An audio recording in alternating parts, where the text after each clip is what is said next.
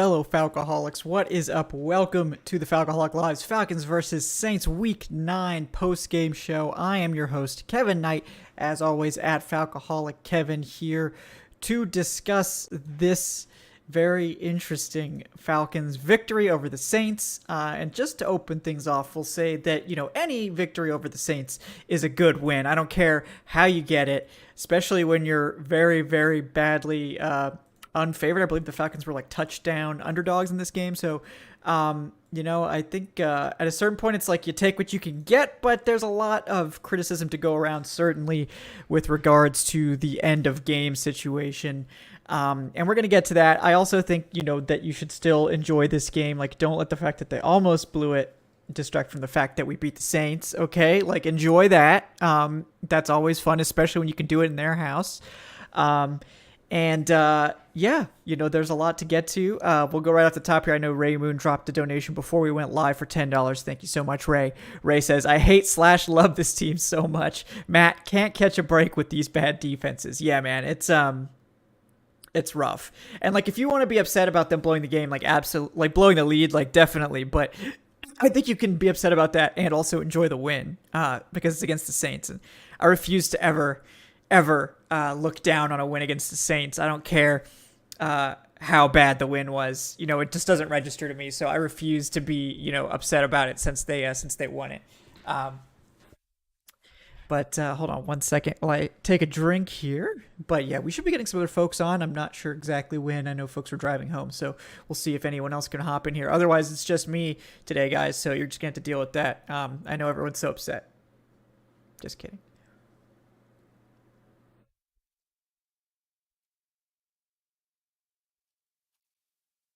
Yeah, so there's obviously a lot to get to. I think we should enjoy. So we'll start with the positives, right? So I thought Matt Ryan had one of his best games of the season. Ryan was pretty much on point with all but a couple of throws, and you can't expect any quarterback to be entirely perfect. I think there was that one throw where he sort of tried to rocket it into Hayden Hurst into triple coverage, and that was a little bit sketchy. But other than that, I think he made really good decisions with the football and basically did just about everything we could expect of him. He was quick with his decisions. I think for the most part, he made the correct decisions. And I think that was a very good game by Ryan. Just did a great job. What was the next one I was going to do? Hold on one second. It's other than Ryan, obviously you can look at the last series. You see Cordarrelle Patterson get that just amazing catch and run, that really set up the win. And the Falcons obviously benefit from that. Patterson was good all game, mostly doing work as a receiver. Hold on. We do have a guest coming in. 1 second, guys. Hey, Eric, what's up, man? Yeah. Can you hear me? Yeah. Are you on yet? Okay, cool. How you doing, man? Better than if they had lost, I imagine? Yeah, I don't know how to describe my feeling right now. Yeah. Because I was visibly not upset, just more like, here we go again with this bullshit. Right. Which is totally normal and acceptable if you're a Falcons fan, I think. Right. And I actually turned from the game I turned from the game before Steele scored. Yeah. So I didn't see the Patterson play live. And then I just so happened to be looking on Bleacher Report and I saw that fucking Younghoe hit a game winner. I'm like, wait a minute, what? It's becoming a little bit of a theme now. You gotta stop doing this shit, man. Like, what? I can't handle this. I can't handle any more of these games. I've hit my quota for these games. I don't get it. What's up with this franchise in the fourth quarter of games? It's not great. And Adnan, on that note, how are you feeling after the conclusion of that game? Because I was talking some shit on Twitter, right? And the timeline was coming at my neck. Yeah, I was calling him before it was over. Yeah, that's I've learned my lesson on that. I would like to thank Cordarrelle Patterson and Younghoe Koo for helping me avoid being a scapegoat. Yeah, that's good. You know, you never want to be on the receiving end of the Twitter mob, especially when you call a Falcons game early, because we all would have blamed you. I was getting ready to when you came on, but it didn't end up costing us. So you know, you're forgiven on not just be more careful next time. I guess against the Saints, I don't blame you. I mean, it's like Bro, I got so excited. They were up 18 in the fourth quarter. You're right. I mean, you're like, right. come on, bro. But it is the Falcons. Right. It's not like it's a 7-point game. It's a 3-score game. Bro, It's a 3-score game. no, I figured, all right, like, you just got that big Steven Means, like, fumble recovery. Vaughters had the strip sack completely destroyed.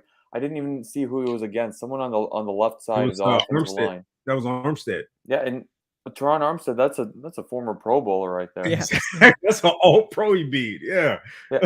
And you know, he destroyed him on that play, got the strip sack, and that was in a huge moment of the game where, you know, Taysom Hill had a couple completions. They were going downfield. They were down by what? 18. They're down by 18 then. It was No, they were down by No, it was 17 11. Yeah, they were down by 11 at that point. So I was like, all right, this isn't close to over. I was afraid that it would be like a UGA Tua situation where they just like put in the backup and you just like go downfield and win the game for him. Then after that happened, you know, Zacchaeus gets the touchdown, and I'm like, all right, like, you know, this should be it. It's an 18-point game. I don't give a fuck that it's the Falcons. You're up by 18. It should. I mean, you're right, but like also it's the Falcons.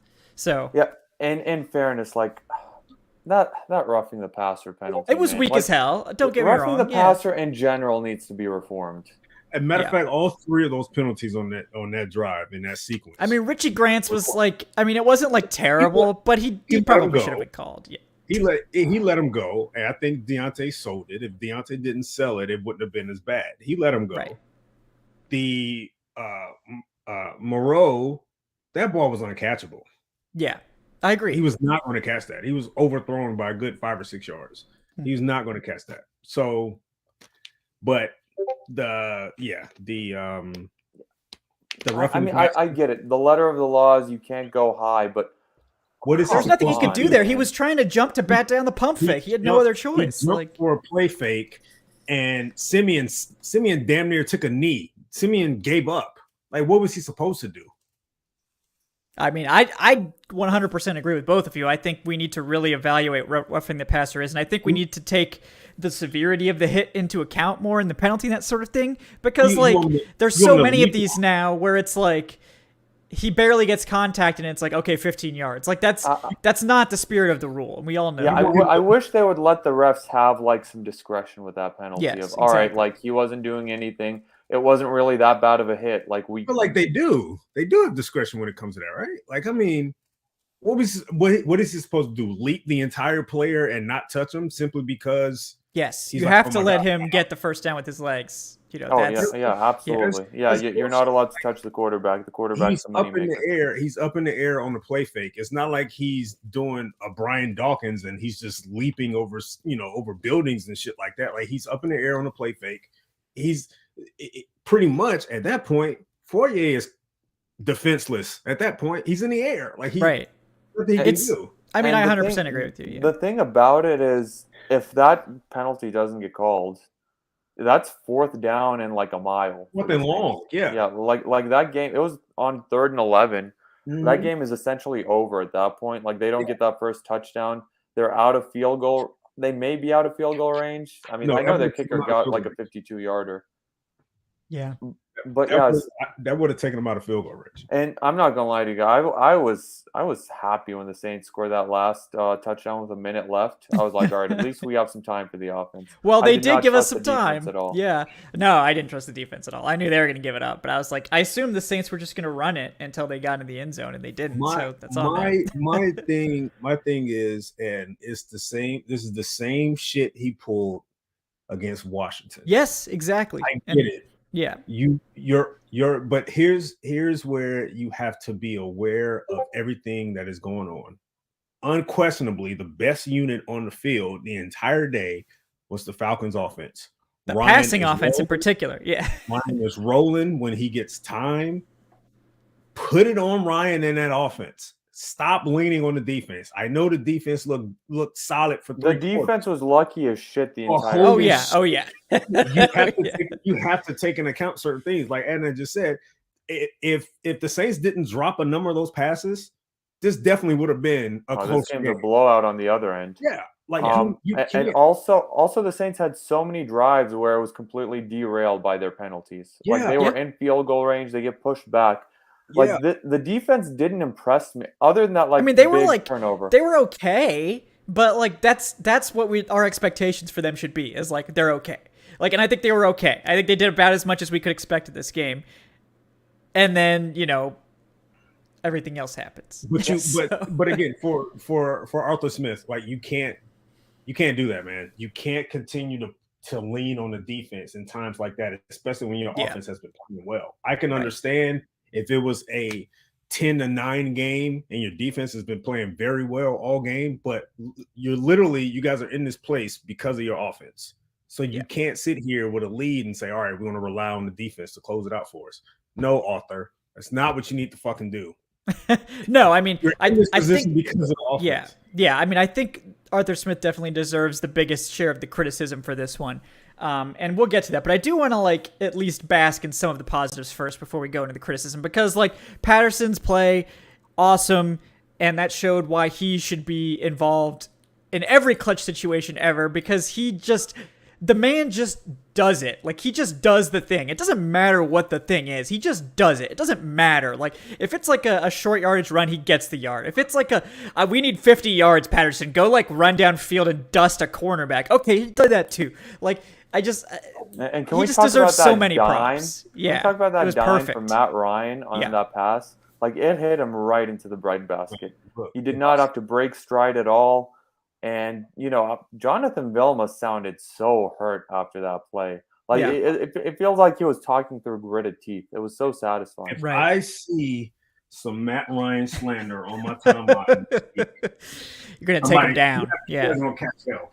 Okay? Yeah. You guys are going to catch hell. Matt Ryan played awesome today. Yes, incredible. Awesome. Couldn't have made any touchdown.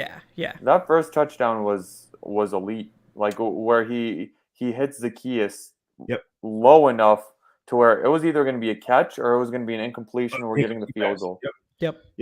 Didn't give the defense an opportunity to bat the ball in the air and get an interception there. It's either going to be a catch or it's going to be low and no one's going to get it. Perfect placement. Exactly. I thought Pitts is clearly still sort of warming up, but I think he made several key plays and was, one of the better players on the offense. It seems like he's mostly a deep threat for them now, which is okay, sure, but also, that's not all he can do. He can do more than that too. I don't like that.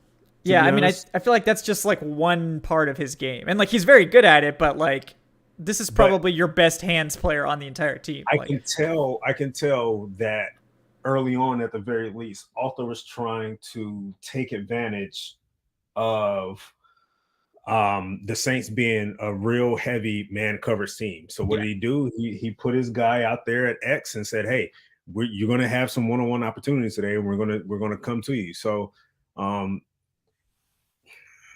dude, the drop.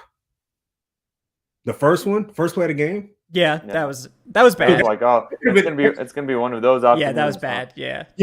But honestly, if he would have caught that, that might have been a house call. Oh yeah, I mean, he had a step. He had multiple steps. Yeah.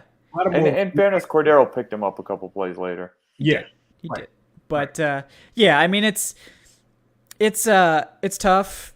To see that, but again, he's a rookie. He's a rookie tight end, and there's reasons that rookie tight ends do tend to struggle more than other positions, and I think we could hardly call what Kyle Pitts has done struggling. And at guys, this point. I have a bit of breaking news right now. Okay. So Justin Tucker and the Ravens just won the game. That puts the Atlanta Falcons into the last playoff spot. Oh, so you are going to talk playoffs now? No. I'm not saying we're going to go to the play. I'm just saying we are. Well, technically, we are in the playoffs. So at the moment, look, I think there's no better time to talk about the playoffs than now, right? I thought Barr got the interception in overtime. No, Barr got the interception. They punted it right back. Oh my god! Speaking of blowing the game, the Vikings blew that game. Yeah. I'm just so relieved that, we didn't blow that lead, that I just didn't want to deal with that. I was so ready to just be like, all right, Twitter I'm done. was going to be hell for the next week if I we was had so lost ready. that one. So ready for that. I'll be honest, man. I don't care what happens for the rest of the season. They beat the Saints. I mean, beat them we beat the Saints in New Orleans. Yeah, that's a big one. That's a big W. Big W. I'll take if they split. If they split, okay, fine. But they just went into New Orleans and beat the Saints after the Saints was coming off the win last week against the Bucks. And a win today would have given the Saints, I believe, they would have been first in the division. It would have given them the lead for first place in the NFC South, and now you just fucking ruined that. I loved it. It reminds me of the win in 2019. Was 2019, it? Right, yep. where the Falcons were 2-9, and they went up to New Orleans and won that game. They were 2-7 coming off the bye, and they destroyed this, and they outclassed the Saints in every facet of that game. And the Saints ended up costing the Saints a first round bye week that year in the playoffs, and they lost to the Vikings in the wild card round as a result. And that win pretty much saved Dan Quinn's job for that year. Yep. Because it gave the team, that sort of feather in the cap, some type of optimism. Like, hey, actually, it was 2018 because I think that was right after the no, that's 2019.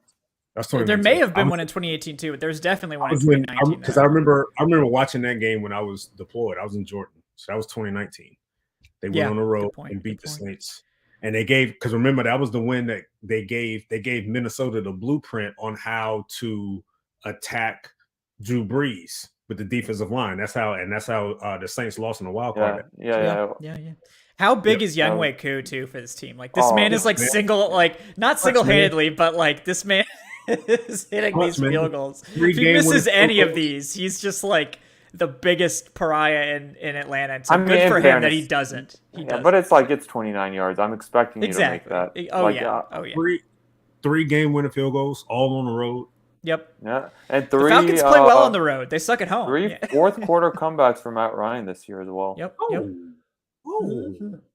remember all the shit. Yeah, I know. Ryan passed Elway and Matthew Stafford officially with this one. So I mean, Stafford is he's still going, but he's still going. But it is definitely something worth mentioning. Let me get to some tips because we had quite a few come in here.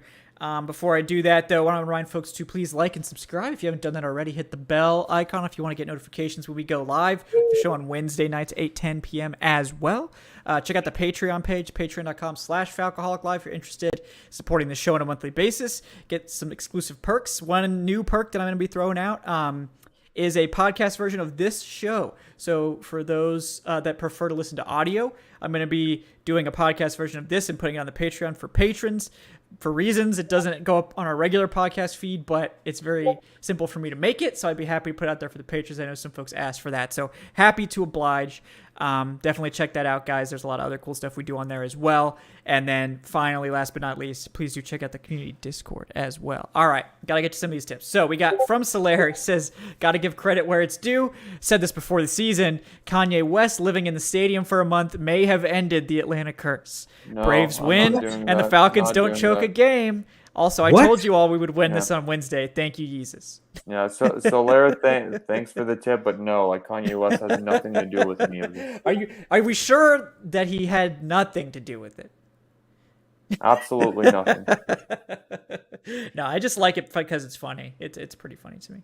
All right, from George Costanza, $5. Thank you so much, George. He says, takeaway from today.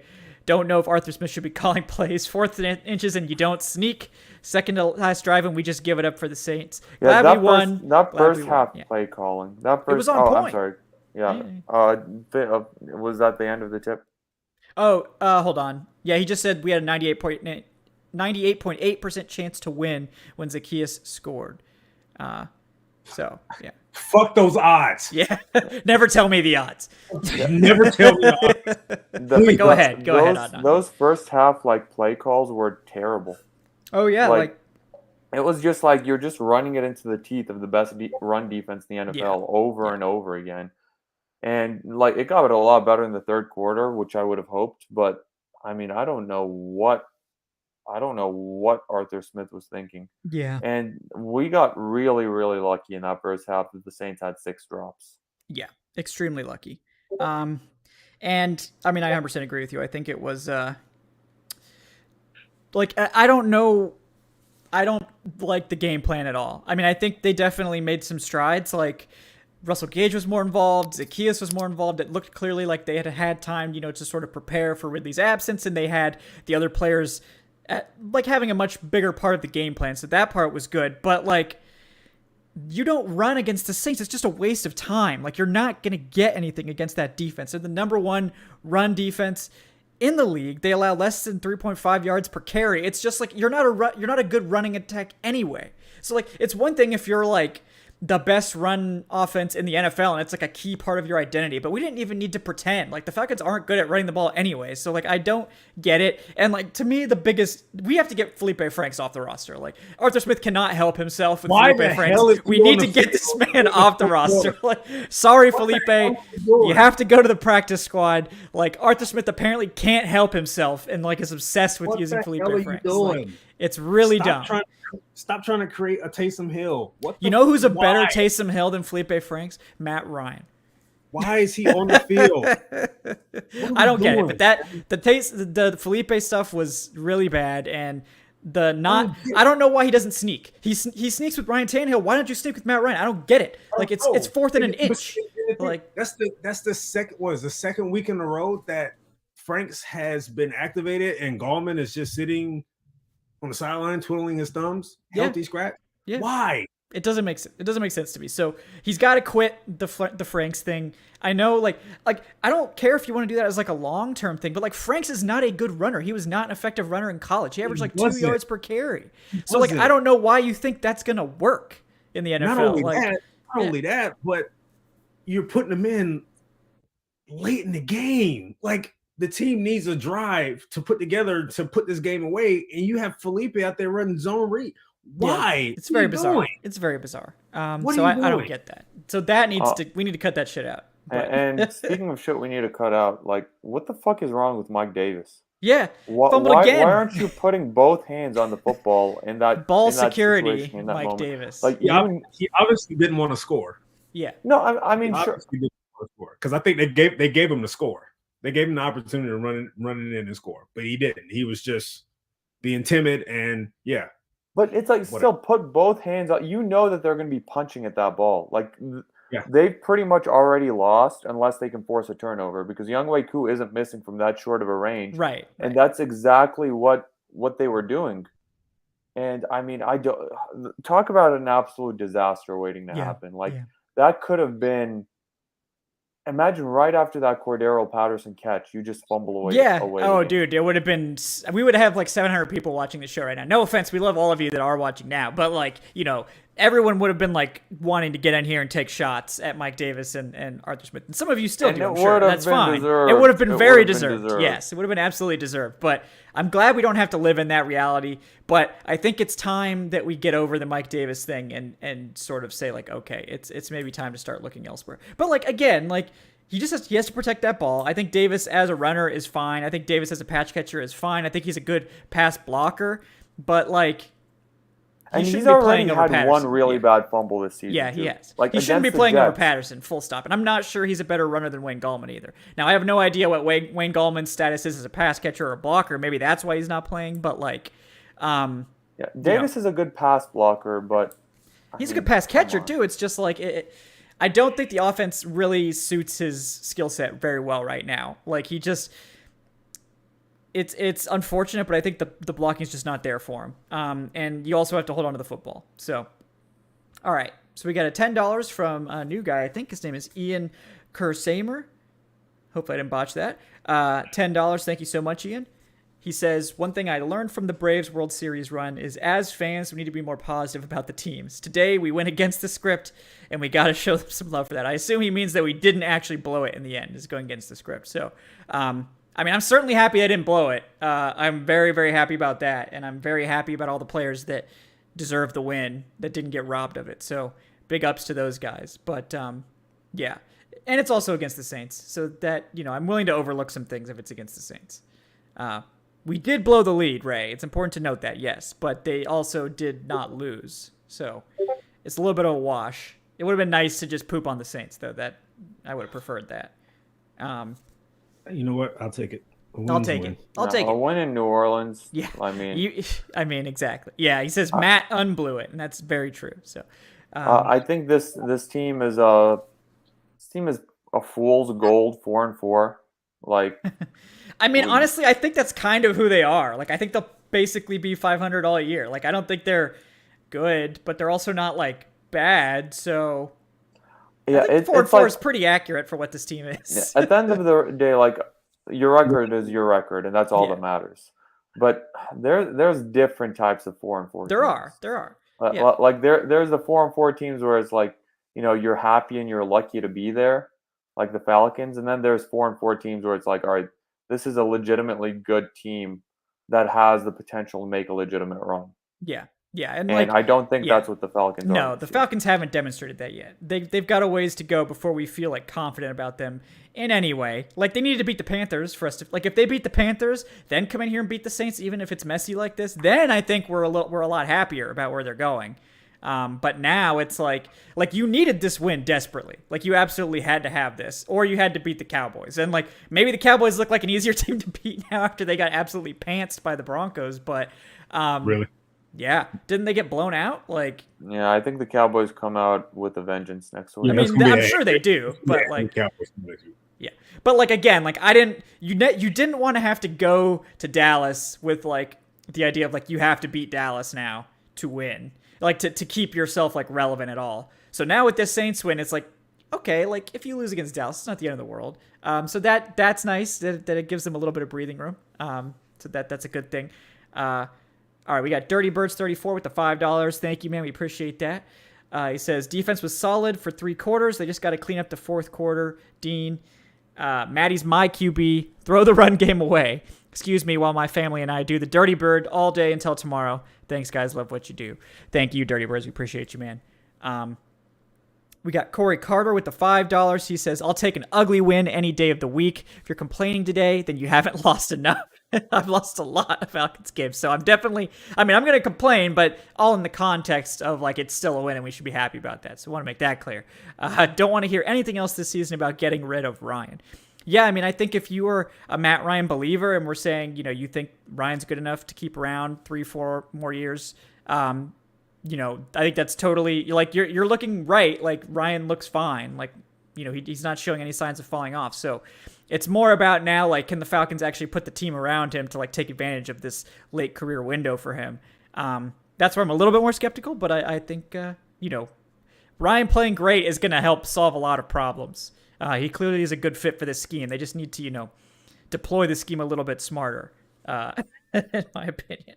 I do want to give a shout out to the offensive line for their pass protection today, though. Yeah. Like, I don't. The Saints had 1 sack, I think, in the entire afternoon, and that was on that drive where Matt Ryan kind of took it to continue killing some clock. They go up 2. 2, yeah. Yeah. All right, that's still very good. And but to your credit, yeah, they came on next to the last drive of the game. So it was super late in the 4th quarter that they finally got to him. Yeah, Cam Jordan was nowhere to be found. They did a great job of scheming him out of the game. Yep. Against Spriggs.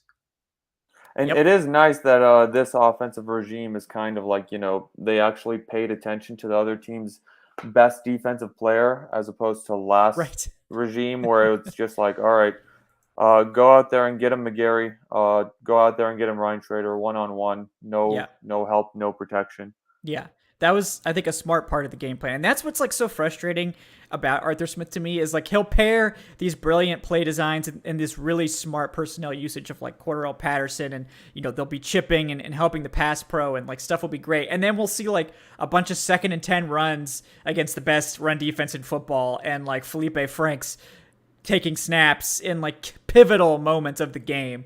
And it's just like, it's all screams to me like Arthur Smith is still, finding his footing here as head coach a little bit. I think I want to address the folks that are still trying to pound the table to fire Arthur Smith and sitting here saying that he doesn't have it figured out or whatever. He's 8 games into his coaching career. Like, come on. We're not firing anybody after 8 games. I mean, if you're 0-8, maybe you can actually have like a conversation. He's won 4 of them. Yeah. 3 of them on the road. Yep. Come on. This Well, is how are very you- yes.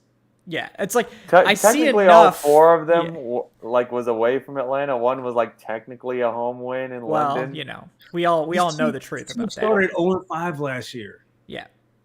And we were 4-4, and they're like, fire the coach. Yep. What? Yeah, exactly. It's silly. Like, and if you think the Falcons are going to fire their coach after 1 year, even if it's a really bad year, probably unlikely. Arthur Blank just doesn't really operate like that, so it's not really going to happen. But also, when you're 4-4, like I don't think anyone's getting fired. And I know the Falcons like talked a big talk about how they were going to be this big time contender, and like. At this point, it's like, well, are they wrong that they're actually like frisky for the playoffs? At this time, no.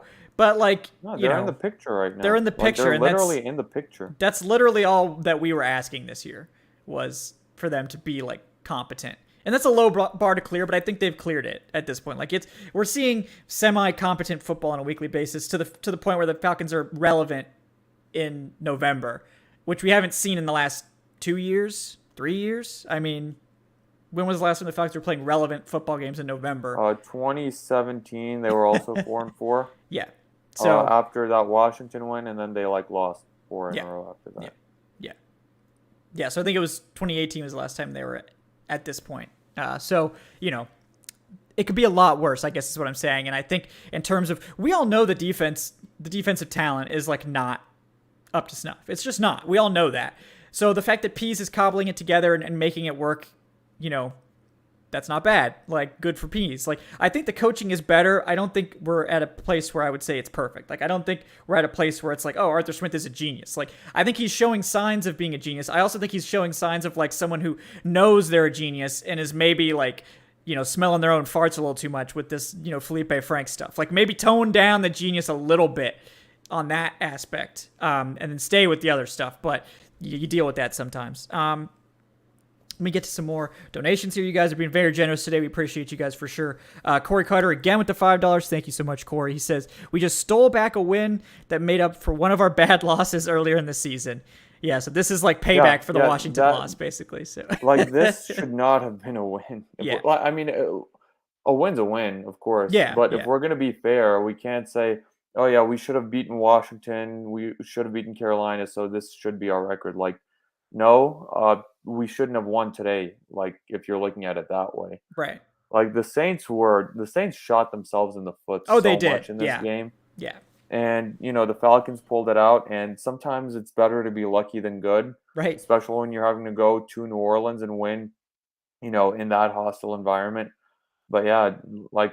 I think 4-4 is definitely a very, very fair record at this point for the Falcons. Yeah, I think so. I think it's like they should have won Washington. They probably should have lost this one. So now it's we're kind of evened out. I think 4-4 is pretty accurate about what this team is right now. Yeah, they had no business beating Carolina last week. Like they got punked last week. Yeah, exactly. They really should have not played that poorly against Carolina. I don't know what the hell was going on there. They just looked flat. They didn't look flat this week until the fourth quarter. Corey says, you know, they're playing like a 500 team with a lot of up and downs, which is really the best case scenario this season if you're being realistic. Yep, and that's basically where we are. We got RDs with the $8. He says he keeps it simple. FTS, all true Falcons fans will know. Fuck the Saints. Yep, I'll say exactly. It. Yeah, there you go, Adnan. Good job, Adnan. But good one there, Arties. Thank you again for that, man. And I will say it is nice to get some breathing room in this all-time season series. Like, it is. The Saints are getting close there. Yep, like this could have been the year where they tied it up. But yeah, now the Falcons are 3 games better. If they win in Atlanta in that season finale, right? You're talking about a 4-game advantage over the Saints, and you know. Talk about a great first impression for Arthur Smith, no matter what he does. He's 1-0 against the Saints. Yeah, if you come in here and in your first year, and I know we're looking ahead right now, if hypothetically in your first year you sweep the Saints, that's all I'm looking for, to be honest, out of a first-year head coach. Yeah, I mean, you could lose all the other 15 games as long as you sweep the Saints. You know, we're all good. So. You know, we have a very good draft pick in that case. We would, yeah. That would be the perfect tank season, honestly.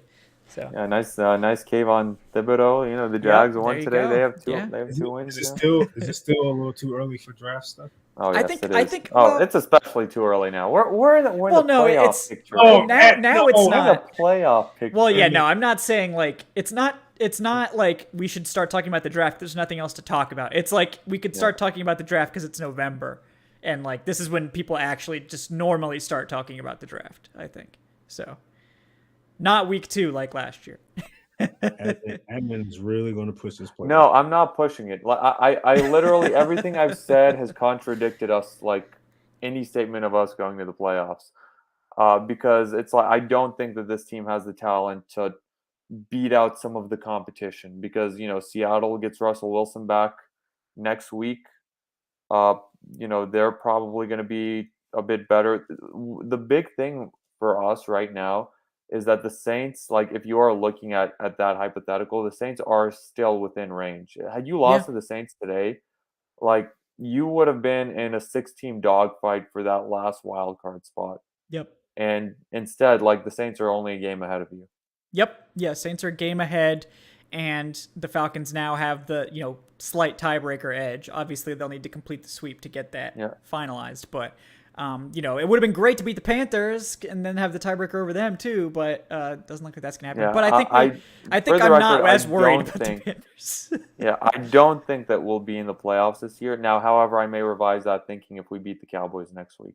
Yeah, well, it is a road game, so the Falcons are gonna play great. Then they're going to look awful against the Patriots on Thursday Night Football. Then they're going to go on the road and pants the Jaguars. Then they're going to get blown out at home by the Bucks. They're going to go on the road and destroy the Patriots. I don't know about you guys, but I'm ready for week 2 of last year just to be regurgitated for 4 quarters against Dallas, because that's all. Oh, well, you remember what happened last time these two teams played, Eric? Exactly. Yeah. Yep. That's exactly what's going to happen. Pre-game, during warm-ups. Falcons get their first lead, 7-0. Oh, remember last time they had a 7-0 lead? Oh, no, you remember nothing. That's all they're going to talk Remember what happened last time. All right, we got Gary Stafford with the $10. Thank you so much, Gary. He says, where would we be without Cordarrelle Patterson? Do we have any chance to re-sign him with our cap situation? I think the answer is, where we would be without him is, like, not good. And do we have a chance to re-sign him? Yeah. Yes. Patterson's having a great year. Don't get me wrong. But keep in mind what Patterson is. He's a running back that's going to be 31 next year. So, like, he's also never been used well outside of this season. So I think to be honest, Patterson's offers won't be great.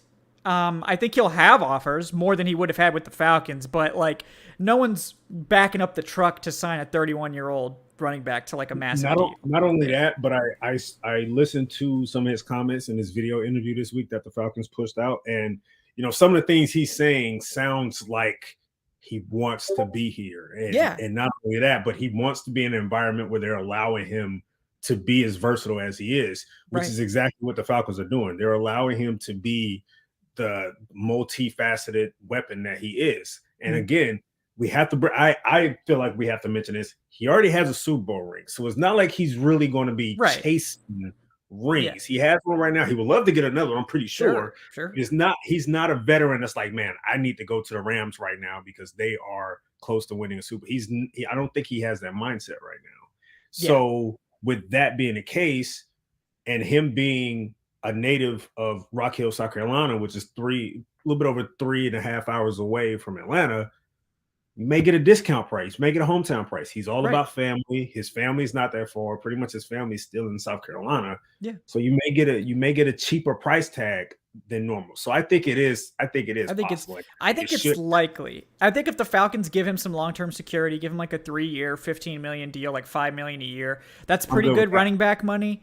And it's, make it guaranteed to, just give him the security of a 3-year deal. $5 million a year is not like a huge.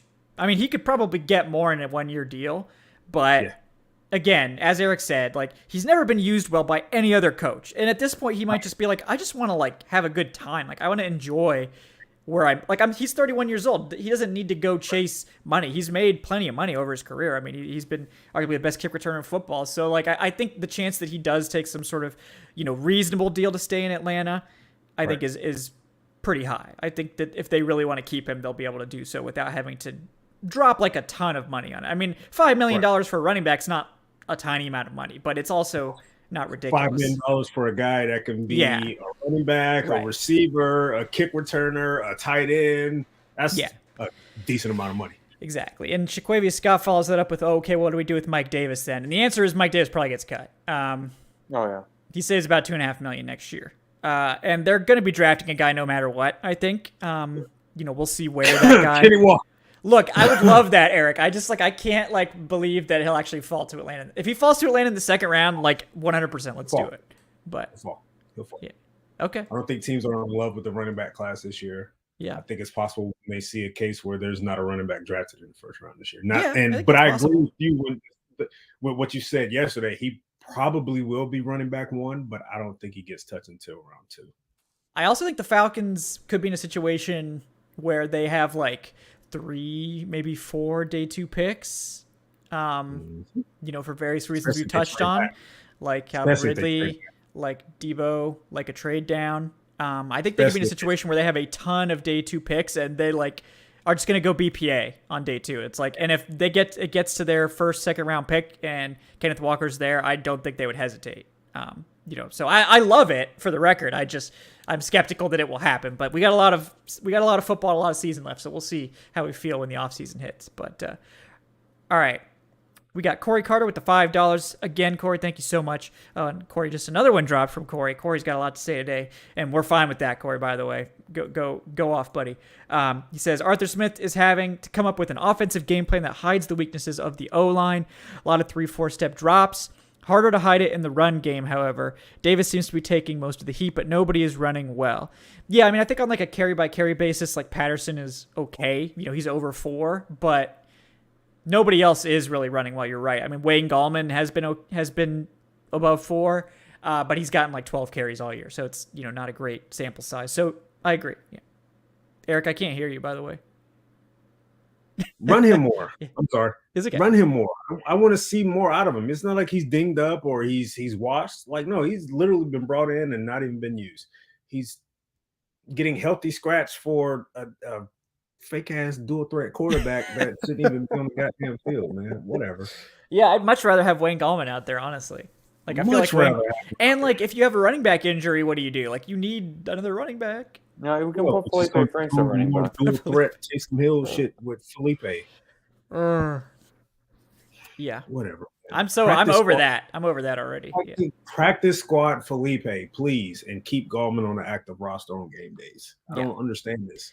Yeah, I think we are heading towards that, if we're being honest. I think maybe Arthur Smith has seen enough now.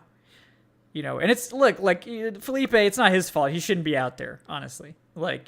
It seems like Arthur Smith is just weirdly obsessed with Franks, and he needs to sort of, not do that, is my opinion. Yeah, I do want to touch on, Corey, I see your last donation too. We'll get to that in a second, bud. I do want to touch on that. I think as the defense as a whole definitely benefited from a lot of poor play by the Saints, notably a lot of drops. But I think a couple of guys I think we're seeing are legit keepers. AJ Terrell, great. I mean, that one pass breakup, that was art. And then we saw Jalen Hawkins again had a great game. I think he looks like he can be a starting safety for you, which is big going into next year. Richie Grant, we haven't seen much yet. I'm hoping he can be the other starting safety. We'll see. I need Debo to clean his shit up. Okay. That missed tackle. Mm. That missed tackle. And I know it was in the second quarter. I don't care. His tackling attempts has been very lazy this year. Very lazy. And I don't like it. I really don't, because he's giving up big plays. I can't help but go back to the Washington game. He gave up the big play. He gave up the touchdown. Let's just be honest. Yeah. He gave it up. And he gave up a big play today against Kamara. We had a one-on-one opportunity behind the line of scrimmage, and he's upright. He's trying to peanut punch the ball instead of, what are you doing, man? Yeah. He needs to clean this stuff up quick. Yeah. And I think that's just sort of the experience with Dion Jones. And I think this year we've been fortunate to see, I think, a lot more of the positive aspects of Deion Jones than just the negative ones. But like, he's never going to be a great run defender. He's going to have struggles with tackling. He's going to be a coverage guy and a guy that's going to be penetration and flying around. And like, that's kind of who he is. And like, I think he's a good player to have, but it does beg the question of, what do the Falcons do this offseason, because they're not keeping both Foye and Dion. And I do think, as we talked about earlier, like if you can get a day 2 pick for Dion Jones, I think you probably do that. So you can basically recoup your day 2 pick because you spend a day 2 pick on him. You might as well get it. I think you can get a day 2 pick for him. I mean, probably I don't know if it'll be a second, but a third probably. Yeah, but yeah, I agree with you. One of them is not going to. I don't think both are going to be here next year. Yeah. And Foye will be a lot cheaper. I'd also rather have Foye. Foye would be okay. I mean, Foye doesn't have the splash plays, but Debo's the better player. Yeah, when they're both on, Debo's the better player. Debo's ceiling is like elite NFL linebacker. But also Debo, like this isn't the first year where he has had some issues with laziness. Like last year in the first 5 games, it was brutal to watch him. Yeah. So is this going to be something where you have to worry about your star linebacker, like whether or not he feels like playing any given week? This is a really good linebacker class too. There's going to be a million linebackers on day 2. At least that's something we don't have to question when it comes to Oluwokan. Like he brings it. He comes with it. Yeah. So there are times where his instincts get him in trouble. He's late to react in a certain plays, but I can't really recall moments where he's literally just, especially when it comes to tackling, where he's not bringing it. And when it comes to Dion, if Dion is not there to make the turnover, he's going to half-ass the tackle attempt, and he's going to give up a big play, and he's going to smack his hands and say all types of curse words afterwards. But it's like, dude, you had the damn tackle right there. It's just like Debo's the better player. Like, there's no doubt about that. But it's like, it's a cost-benefit analysis. The Falcons are going to have to start deciding on some of these players, like if they can afford their contracts or not. And I think Debo is probably someone that they're like, we can get cheaper at linebacker. We can sign, Oluwokan for like $5 million a year versus Debo at like, what, $15 million is what he's at going forward or something. What? I mean, Debo's like $12 million plus a year at this point of his contract, I think. Excuse me? Yeah. I'll look it up. But the Falcons, like, he would also be cheaper for whoever's trading for him, though. That's notable. Nope. Yeah, Dion Jones is the 5th highest salary cap hit on the Falcons next year with a $20 million salary cap number. Nope. Hell no. Nope. Only 9.6 of it is actually base salary, though, and 4.5 of it's roster bonus. So nope. Hell no. Hey, I'm not paying you $20 million to peanut punch Alvin Kamara behind the line of scrimmage. Yeah, Falcons would save $9.3 million with a regular trade. You gotta go, fam. So I think it's partially a cap thing, and also partially like he's just too expensive for their cap problems. I think in an ideal world you'd like to keep him. I mean, you wouldn't. This defense has so few pieces that you would, but he isn't the greatest run defender. But I feel like with a better defensive line in front of him, he can be. He can be exactly a decent run defender. We talked about this last week. It's like if you're gonna have small linebackers, you got to have a big DL. You got to have those big boys and big boys in front of him and let him roll. But he's not. They don't have that right now. So again, even the red flag that we're pointing out is like, man, we see it way too often. Yeah. We see it this year. We saw it a lot last year. Hell, we saw it 2 years ago, to be honest with you. It's just when he is not in and he's frustrated, he doesn't give his 100%, and it costs the team big plays at times. And it's like, come on, man. Yeah, it's tough. And I think we all love Debo, but it's just like it may be a salary cap thing. We'll see. But I do think if they trade Dion Jones, they're probably spending a day 2 pick on a linebacker also. So it's not like they're going to just replace him with some street free agent. Either. I got one in mind in the draft next year. Brandon Smith? That was the one I was going to reference. Was that the one? Yeah. I think you and I both have him mocked in the second to the Falcons. I'm pretty sure Adnan wouldn't mind taking a swing at Nakobe Dean. Yeah, I like Nakobe Like Dean. Jacoby's probably a late first rounder. We I don't need know. There's a so full many draft off. class. We need I a mean, full like, draft class of Georgia players. That's a team that's All right, about to have a championship pedigree. show's over. Right? And the Falcons could use some of that. Oh, Yeah. Jesus Christ! Oof. Are we done? Can we? No, we we're call not the done. show? We're not done yet. But I mean, Just wait till Georgia wins the Natty this year too. yeah, I do. Oh. I know that we should mention Anthony Rush, number 71, because he was like the second best defensive lineman on the field. That guy? He's like a 350-pound nose tackle. They elevated for the first time this week, and Hey, that man. dude is like legit. He was looking good, bro. That dude is He was legit. Like, looking good.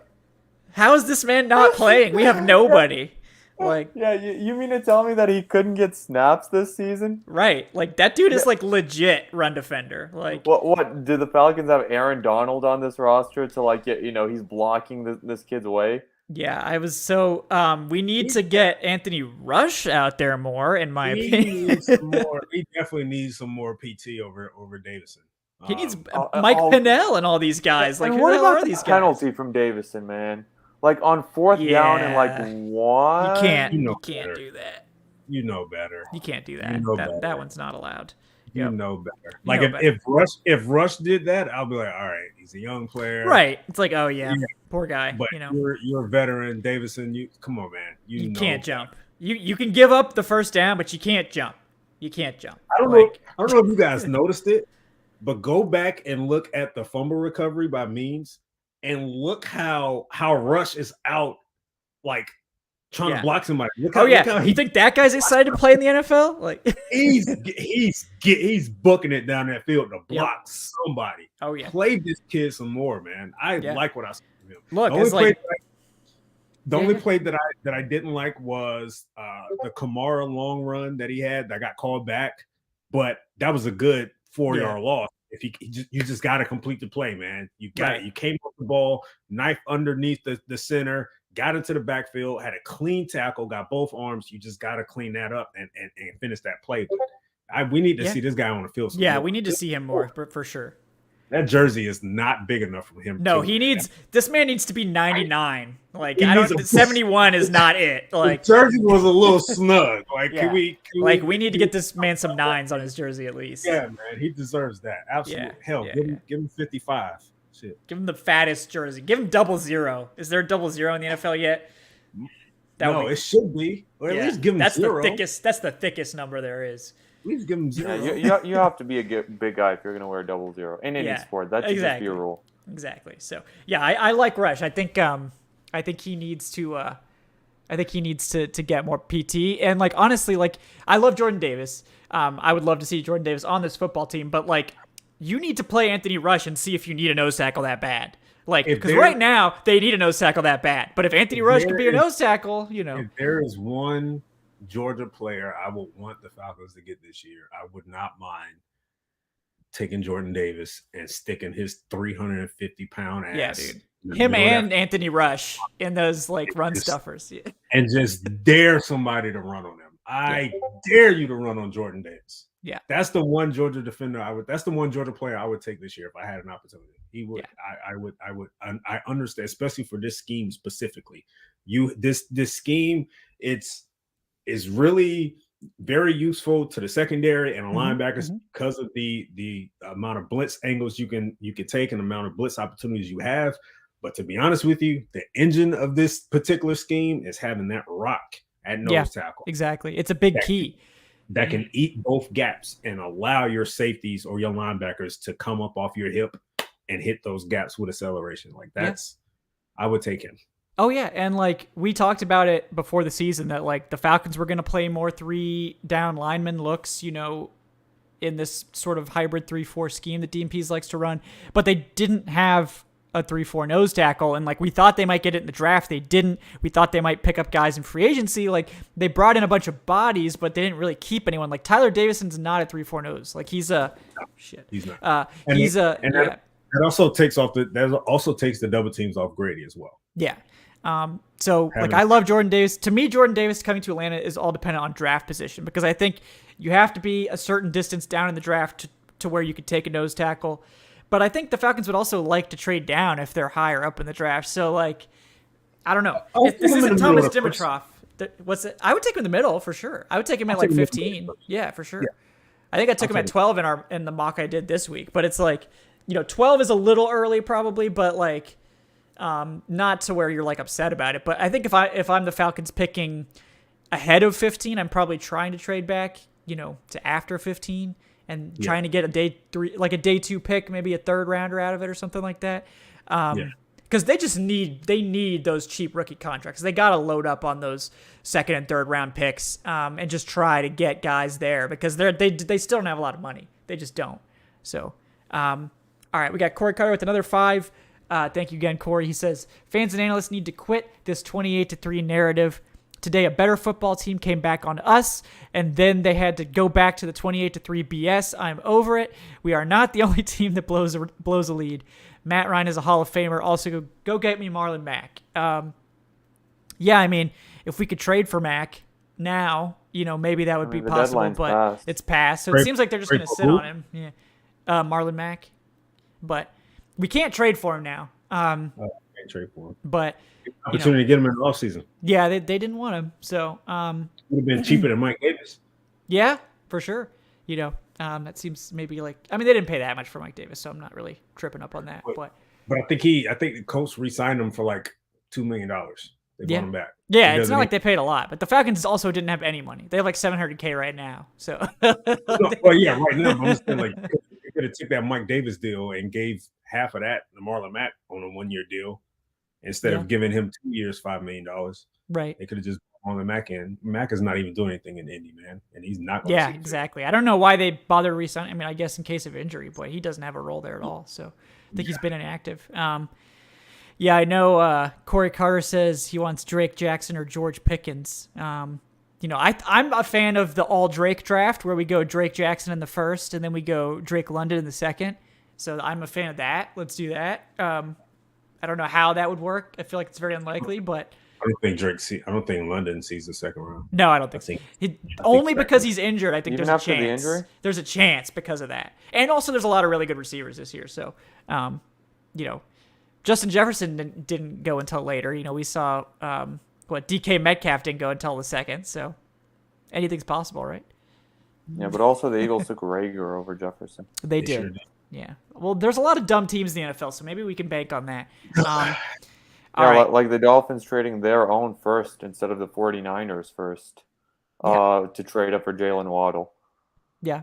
Like they could gift the Eagles Thibodeau. That's true. They could. Yeah, dude, the Eagles could have 3 top 10 picks. It's possible. Yeah. That's nuts. All right. We got Jovan Estrada with the $5. Thank you. He says, thoughts on Falcons slipping and falling their way into the 7th seed in the NFC. On start that hype train. Not yet. I'm not doing it. Not yet. You're not even going to start it now that they actually have the playoff spot? Don't do it, Adnan. Don't do it. They have it, but it's that Panthers game just completely beat the shit out of me. Yeah, that was a rough one. Had we beaten the Panthers and now beaten the Saints, then it's like, okay. Right. Like, now we can do it. But, talk to me after this team gets above 500. That's my threshold at this point. Yeah. Get above 500 and we can talk. Yeah. I agree. I'd like to see them get above 500. Let's do it against the Cowboys. Yeah, it is an away game, so they're going to play great. We haven't done it since 2017. Yeah. Literally, we haven't been above 500. I know. We need to get there. We should have got there last week, and then we should be, 5-3 right now. But, we can't have nice things here. All right, we got Joshua Kessler with the $50. Thank you, Josh. Appreciate you, man. He says, Cordell Patterson is wide receiver 1. Remove 10 minutes of pants sweating, and this is a playoff team. Yeah, I feel like if you could remove, 10 minutes of pants sweating in, every Falcons game, this team would be, undefeated. But unfortunately, I don't think that's allowed. But, yeah. That would be nice, though. But, yeah, I think Cordell Patterson is not just wide receiver 1. He's just, offensive player 1. He's the best running back. He's the best wide receiver. He doesn't really play tight end, so I'm not going to say he's better than Kyle Pitts as a tight end, but, he's clearly the number 1 option. Are we – well, let me ask you guys this. Let's just say, hypothetically, let's say Ridley was Ridley this year. does this team rely on Patterson as much as they have been in the past few weeks? Or is this really is this a result of really having to lean on him because of that aspect where No, I think because we saw Patterson, going off when Ridley was in the lineup against the Eagles, against Tampa Bay especially. Like, I think Patterson was part of this game plan from the very beginning, and it doesn't matter what happened with Ridley. I mean, maybe he's getting some more looks in the passing game as a wide receiver as a result of Ridley's situation, but I definitely think that Patterson had already firmly entrenched himself as a key playmaker. Yeah. At the very beginning. I always felt he was going to be definitely part of the offensive game plan. You don't pay a guy $3 million to just return kickoffs. Like, he was going to be a part of the game plan. He was going to be a part of offensive attack, but no one expected this. Like, this guy is he's damn near uncoverable. Yeah. Yeah, he's the number one threat. I don't know that would change that much with Ridley. Like, I think Ridley gets more of those other targets. But yeah, go ahead. Can we give a shout out to Russell Gage today? Yeah, he's back. In that first half, he stepped up. Ass hurdle he had. Yeah. He really stepped up in that first half. Like, he was the go-to guy at times, especially on that last drive in the first half. I think he was a little upset that Tajay Sharp took his third down looks last week. So he was like, no, that's not what we're going to do. I'm going to get those back. He's missed the third down in this offense. So shout out to Gage for coming through with some key catches there. But you know what? Ultimately, and we said it at the beginning of the show, man, I gotta tip the cap to Matt Ryan, man. This guy's balling. This guy is balling, man.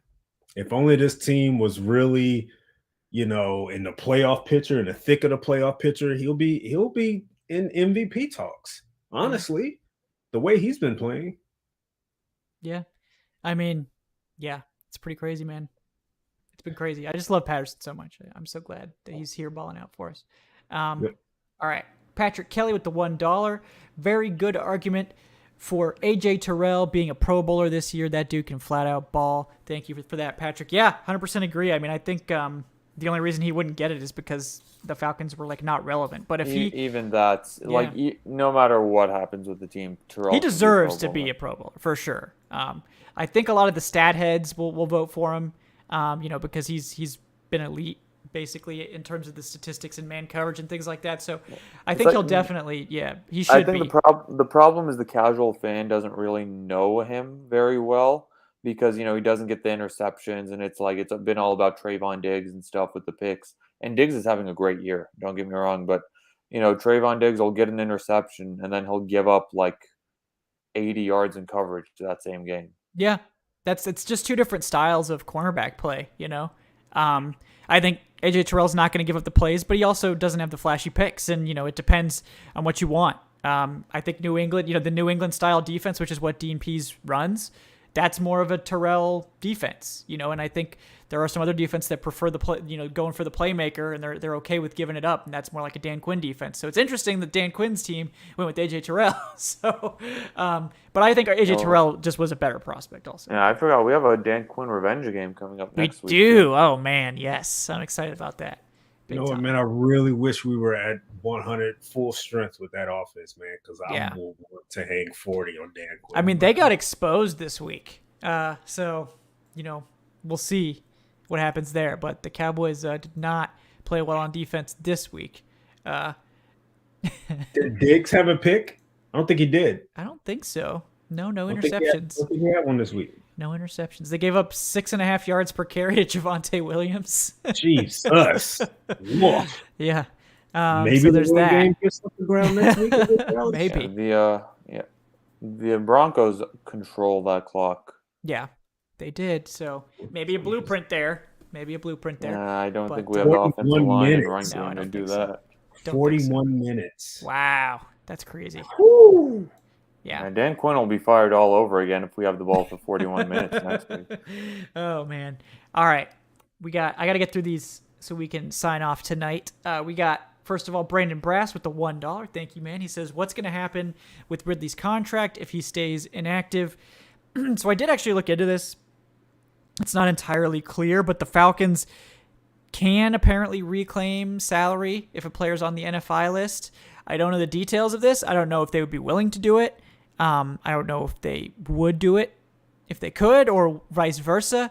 I also don't know if Ridley simply wasn't eligible for regular IR. Like, I don't know if mental health is like allowed on IR. There's rules about that too. So I honestly don't know, but technically they could try to recoup salary for the games that he's not playing on NFI. I don't think they will, because that's terrible PR, and I don't think it's worth it. I mean, we're talking about like $300K a game or something like that, if that, maybe not even. He's not on his option yet, so he's not making a lot of money this year. I think he's making like $2 million. So we're not talking about a lot of money. It's possible, but I don't think they'll do it. So his contract, if he stays inactive, probably going to be exactly the same. George Costanza with $3 says, all right, since we're doing draft takes, thought you had us taking Malik Willis all over the map. We need a QB. You don't need a QB. Which is it, man? Joking with you guys. I think we need D-line and O-line, but BPA is always my approach. Yeah, I mean, I'm still down for Malik Willis, but at this point, it seems like the Falcons probably aren't going to go that route. If Matt Ryan wasn't playing as well as we hoped, that was more likely. Ryan's playing well. The offense is seeming like they're humming most weeks, so it seems more likely that they're going to go the route of trying to make the roster better. Scouting a lot of Ole Miss games. They have been. What are you saying, Aaron? I'm saying I think there's legitimate interest. They're at least doing their homework when it comes to the quarterbacks. Yeah, they are. I mean, I think that it's. I at least want the fan base to understand that they would be interested. Now, certain things have to align, of course. Right. Like they're not trading up for anybody. No, it's definitely not the case. But they're doing their homework. And sometimes teams will, leave some tea leaves here and there when it comes to stuff like that. They've been to 4 Ole Miss games this year, I want to say. Yeah, they have. They've scouted corral. I think there's also an element of subterfuge with this where they want to make it clear that they're interested in quarterback to drive up the price of their pick. Because I think, it's just how it works in the NFL draft. Possibly. Teams, one of the most likely things a team's going to trade up for is a quarterback. So if you can make people think that you're interested in them, but maybe Possibly. if the price is right, you consider a trade. Yep. That's advantageous to them. So that is possible.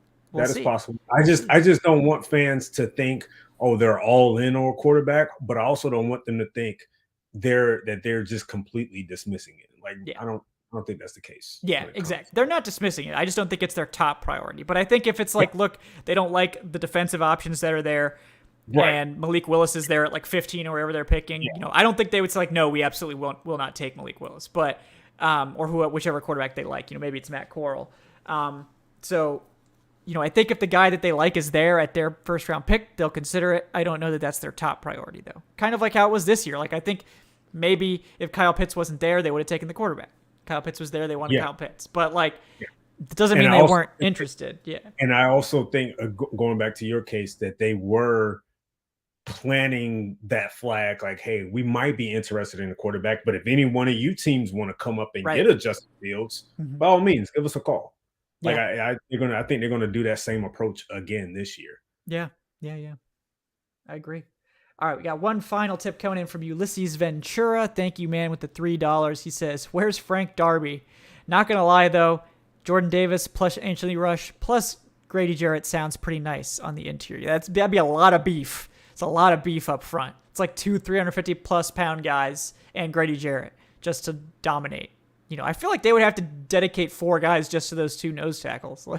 There would be no need for Rush if they get Davis. They're similar players. Yeah, neither one would be a 5 tech. No, another one. No. Honestly, Rush looked athletic enough. Maybe he does play 5 tech. Who knows? No, it would be like a bear. I think he's talking about like a bear front sort of situation where you got 2 3s and a 1 or something. Oh like yeah. Oh, absolutely. Yeah, I dare you to try to run up the middle on 3rd and 1 with those 2 guys. Exactly. Yeah. Look at that. Yeah, with Frank Darby, I don't know. It doesn't seem like he's able to find his way onto the field, even with wide receiver injuries. I don't know what's going on. I thought the pick was always kind of a dart throw, honestly. In the 6th round, it is what it is. Maybe he pans out, maybe he doesn't. But Marvin Hall wasn't activated yet for this game either. I think he's someone they're gonna activate probably starting next week. So add some more deep elements to this passing game. Perhaps, but yeah, Man, it's really, disappointing. They're really going to see Dallas. Oh, that means they're probably going to see some KZ back there at free safety. Oh man, probably. It's gonna be like a homecoming. Do it, baby. All right, guys. Thank you so much for tuning in. We've gone quite late, but we're having a good time. Always fun to talk about a Saints loss and a Falcons victory, particularly when they occur at the exact same time in the same building. And we just appreciate everyone for hanging out, everyone for donating. Again, if you haven't liked and subscribed already, hit the bell button, do those things. All those things really help us out. They help us grow on YouTube. We appreciate that so much. And again, check out our Patreon page for access to some exclusive content, like our next Q&A session that's going to be happening next week, allegedly. We're trying to get some good guests and things like that for you guys, so appreciate your patience on that. Also, ad-free, full quality versions of all the podcasts on the Patreon as well. They're also available earlier than the regular podcast feed. So if you're into the podcast, if that's your thing, definitely check that out. And then the Discord, the community Discord, if you want to chat about the Falcons, lots of folks in there having a good time. So check that out too. Before we take off, I want to thank my co-hosts. First of all, we have Eric Robinson. He is at _Eric_Robinson on the Twitters. Eric, how we doing tonight? And anything else you'd like to plug before you take off? Yeah, just be on the lookout for 5 Things We Learned. That should be out on Tuesday. Yeah, I'm gonna have a little fun writing that one. Yeah, much more fun than I thought it was going to be about an hour ago. Exactly. And enjoy tonight. Also enjoy tomorrow, because it's Victory Monday, and it's a special Victory Monday because it came against the goddamn Saints in their home. Yep. Absolutely. Also get to keep them out of first place in division. It clicks on so many levels. It clicks on a lot of levels. Feels so good. Yep. Man. Yep. Also with us tonight, we have Adnan Ikic. He's at Say Which Way on the Twitters. Adnan, anything you'd like to plug before we sign off? Yeah, Fantasy Stud and Dud is coming tomorrow, and I will also have a Player of the Game article. I'm going back and forth between Matt Ryan and Cordero Patterson on that one. That's a tough call. Yeah, stay tuned on to see who's gonna win that one. Player of the Game. Yeah. Nope, that's a cop-out. I have to make my decision. Okay, that's fair. I respect it. Fair enough. Yeah, I respect it. And I do just want to send a message to all the Falcons fans out there. Talk your shit on Twitter. Yes, go get it. Go get it this week. Go out there. Bro, make a Saints fan block you this week. Absolutely. If you don't get at least one block this week, you're not doing your job, guys. You got to get out there. Be obnoxious. Talk your shit. Rub it all in their face. Absolutely. That's the best part about this week. The week after, it can be even better. It can also be terrible, but in this case, it's going to be even better. So got to enjoy it while it lasts. And I am Kevin Knight, guys, at Falcoholic Kevin. You can check my stuff all week on thefalcoholic.com. I'll have a column up Tuesday. Also have our next show on Wednesday at 8:10 p.m. Eastern is our usual show. That one's a lot of fun, too. We have a lot of great guests on there. So please do join us then as well for some good times. And just enjoy the rest of your Sunday with that Falcons versus Saints victory. And have a great night. And we will talk to you guys on Wednesday from all of us here at the Falcoholic Live. Have a great night, folks.